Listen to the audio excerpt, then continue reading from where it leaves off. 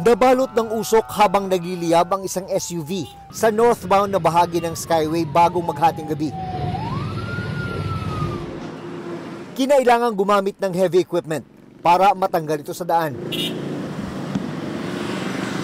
Natrap naman sa loob ang driver na wala ng buhay ng tuluyang ma-recover. Makikita natin yung larawan or position ng tao parang nakahiga doon po sa may passenger seat sa likod. Beyond recognition, itong tao po na ito, even yung kanyang gender talaga hindi natin matukoy. Ito na lang ang natira sa na-aksidenteng sasakyan sa Skyway matapos itong matupok ng apoy. Base sa investigasyon ng PNP Highway Patrol Group, mabilis daw ang takbo ng driver bago ito sumalpok sa center island ng Skyway. Pagkatapos sumalpok sa center island, ay tumaob pa raw ang sasakyan at humampas sa mga railing. Wala namang nadamay na iba pang sasakyan. Dalawang anggulo ang tinitignan ng HPG, human error at mechanical factor.